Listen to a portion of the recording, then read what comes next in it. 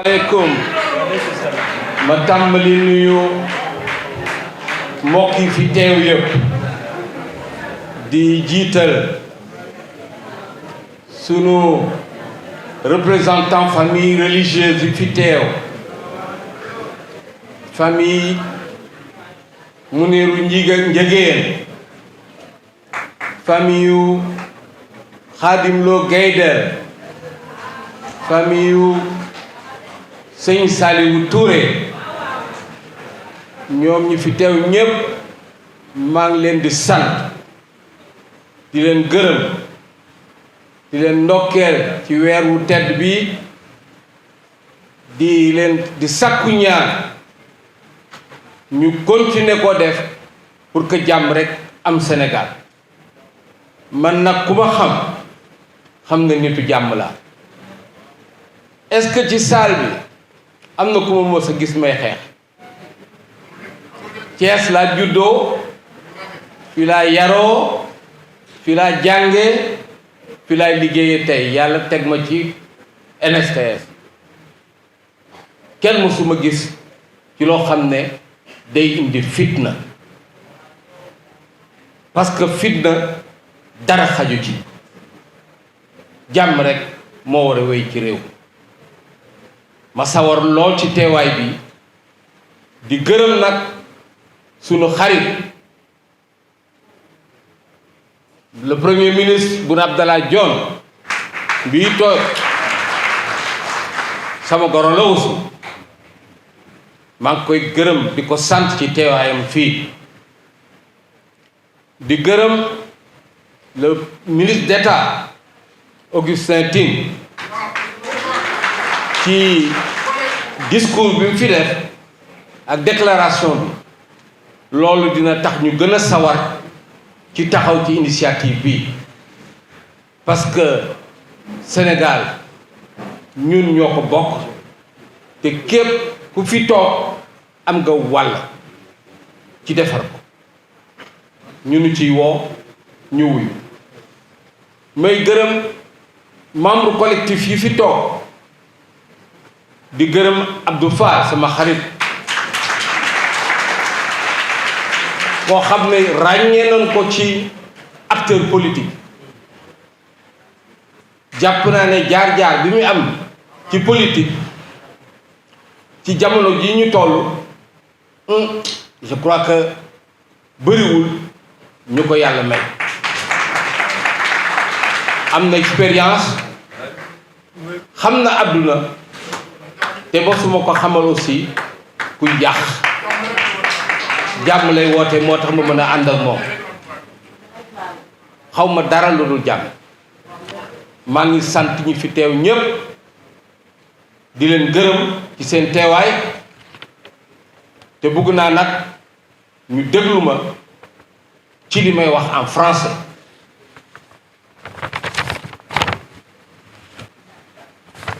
Mesdames, Messieurs, c'est pour moi un grand plaisir de m'adresser à vous aujourd'hui. Je voudrais souhaiter tout d'abord la bienvenue à Thiès au comité d'initiative au nom de la République et de la démocratie et les remercier du choix porté sur la ville de Thiès pour le premier déplacement hors de Dakar. Je voudrais aussi adresser mes salutations fraternelles à toutes et à tous ceux qui ont répondu à notre invitation.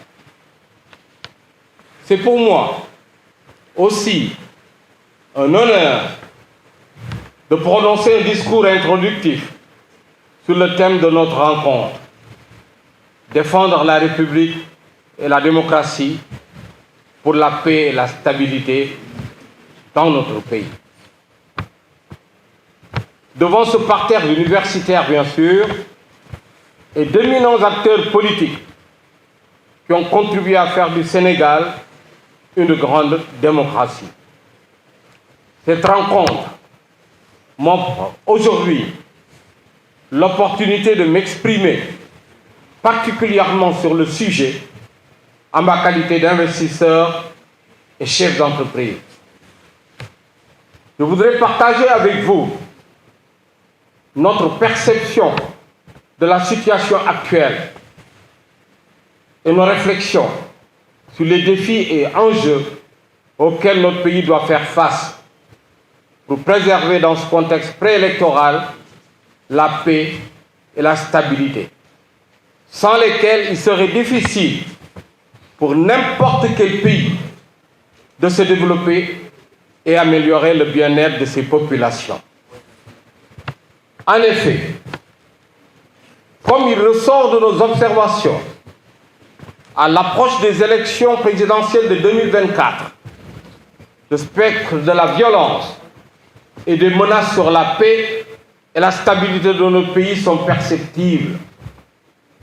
Les antagonismes de toutes sortes, instrumentalisés, sont observés dans l'espace politique. Ils constituent des menaces sérieuses pour nos entreprises, un frein à l'investissement et à la création d'emplois, surtout pour les jeunes. D'ores et déjà, je voudrais dire ici avec force, il n'existe aucun pays dans ce monde qui a pu se développer sans avoir la paix, et quelle que soit l'importance de ses ressources naturelles et la qualité de ses ressources humaines. Jàmm de moom a gënal pétrole ak gaz.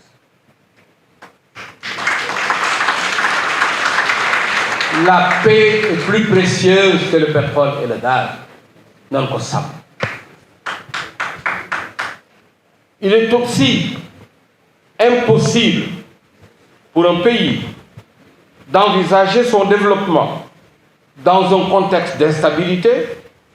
L'instabilité politique est une entrave à l'investissement, alors que la stabilité politique est porteuse de croissance économique et en conséquence de création d'emplois.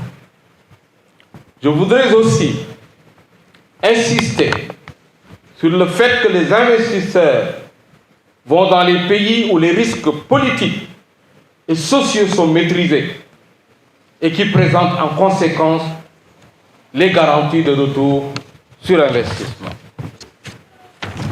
Mesdames, Messieurs, notre pays est connu à travers le monde par son attachement aux valeurs de paix, de tolérance, de partage, de solidarité et d'hospitalité. Sur ce socle a été construite une image de pays stable et ouvert sur le reste du monde, celle d'un pays respecté au sein de la communauté internationale. Dans le continent africain, notre pays est cité en exemple de démocratie majeure, de pays stable et de paix qui présente une bonne image à travers le monde. Aussi incontestablement, si notre pays a pu enregistrer ces dernières années des progrès remarquables sur le plan économique, c'est parce que nous avons la paix. Sans la paix, il n'aurait jamais été possible pour notre pays de réaliser autant de projets en si peu de temps. S'il n'y avait pas de paix, on n'aurait pas eu de terre.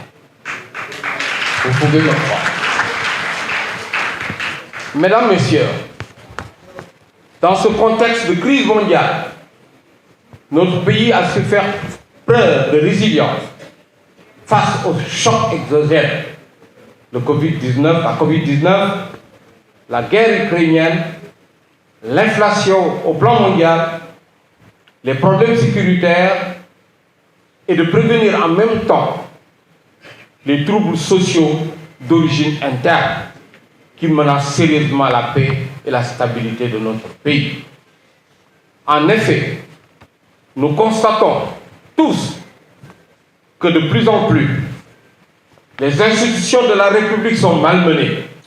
Monsieur le Premier ministre en a parlé. La désinformation, la manipulation, la propagande sont devenus des instruments de conquête de pouvoir. l'utilisation dangereuse des réseaux sociaux comme moyen d'appel à la violence et au désordre dans notre pays. Lors des manifestations, des infrastructures publiques ont été détruites, des investissements privés ont été détruits, avec une violence extrême ayant entraîné des pertes en vies humaines. Des germes déstabilisants pour la paix et la stabilité de notre pays sont semés au quotidien par des acteurs politiques avec en bandoulière des slogans et des discours d'incitation à la violence. Ils constituent un frein réel à l'investissement, impactent négativement notre économie et donnent une mauvaise image à notre pays à l'étranger. Il y a des investisseurs aujourd'hui, avec ce qui se passe dans notre pays, qui marquent une pause pour observer. C'est extrêmement dangereux pour notre pays. Mesdames, Messieurs, j'en appelle à une prise de conscience de ces menaces perceptibles sur notre environnement et de l'urgence à une grande mobilisation citoyenne en réponse au nom de la République et de la démocratie. Vous me permettrez d'ajouter pour la circonstance au nom de l'économie et de l'emploi. Parce que sans la paix, il n'y a pas d'économie, il n'y a pas d'emploi. Il est essentiel pour ces prochains mois de bannir les querelles et les dérapages politiques stériles, de se dresser contre toute tentative de déstabilisation de notre pays, car il n'y a point de développement sans stabilité, sans paix durable. Il s'agit de prendre conscience en vérité que nous sommes tous placés devant des responsabilités collectives dans la recherche de l'amélioration de la vie quotidienne des Sénégalais. Ce n'est ni l'affaire des acteurs politiques seuls, ni l'affaire des administrations, ni l'affaire des dirigeants d'entreprise. C'est l'affaire de tous. Nous sommes tous concernés. Nous devons partager tous cette ambition de construire un Sénégal de paix ancré dans ses valeurs sociales, religieuses et culturelles. Mesdames, Messieurs, la paix et la stabilité dans notre pays doivent être entretenues de manière permanente par les efforts de tous, y compris la jeunesse. La paix et la stabilité doivent être préservées pour eux, pour leur avenir et avec eux. Nous avons aussi le devoir de les protéger contre la montée du populisme et de les aider à résister aux appels d'activisme fortement présents dans les réseaux sociaux.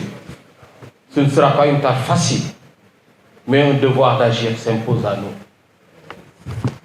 Mais quelles que soient les difficultés actuelles et futures, nous avons tous une grande responsabilité, celle d'assurer à notre jeunesse le legs d'un pays stable, un pays riche de paix et de perspectives d'avenir.